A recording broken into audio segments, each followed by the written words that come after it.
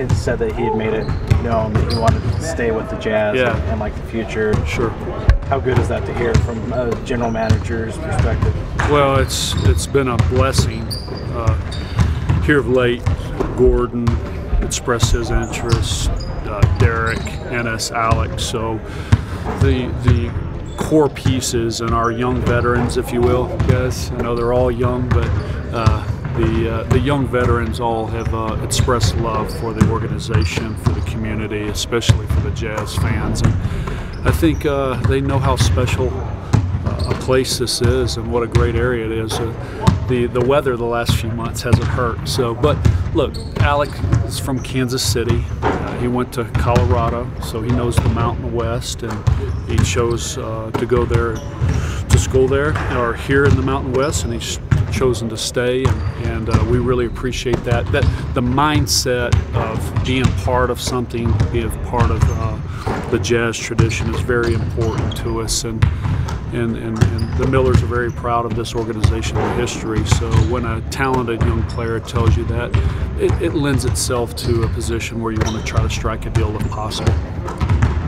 How much does it mean to get the deal done before the deadline and to kind of get that out? Yeah, so you have deals that you get done, and there's positives about getting things done, and then look, there's times when you get something done,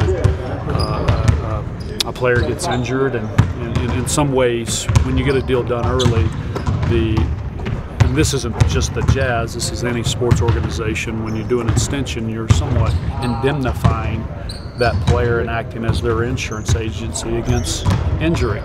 And so certainly, hopefully we can prevent that with future extensions and stay away from that.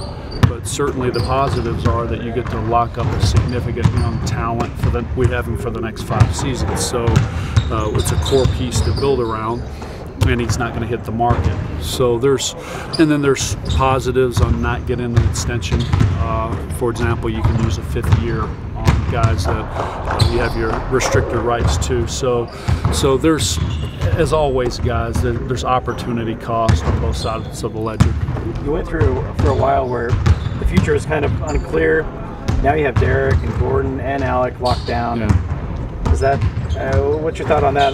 It's a beginning. Yeah, my initial thought is it's a beginning. You guys see what we're going through right now. There's nowhere to run. There's nowhere to hide in an experienced league in a very gifted Western Conference. We have a really young team, but it's a beginning to a core that we hope to add to that core going forward.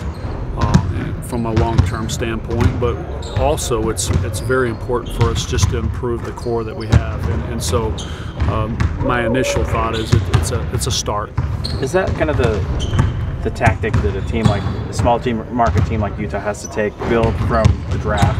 I mean, is that the best way for you guys to do that? I think so. History shown it here in San Antonio, Oklahoma City, other small markets. You get a John and Carl in place, right? You get a Tim Duncan, Tony Parker in place, and you build around it. Certain markets are able to attract, and so the methodology here is fairly clear. It's build your core through the draft, parlay up via trade, and augment in free agency. Now, again, guys, we're going to be very aggressive in free agency and tell our story and tell what a great place this is to live and play. And I think you guys have heard this before, I think there's a Reggie White out there for us to be had. We have the future flexibility next year to be very aggressive in the free agent market, and certainly with expectations of a new cap in lieu of the TV deal, we'll have great flexibility. And when you have a core in place, it's much easier to attract a significant talent.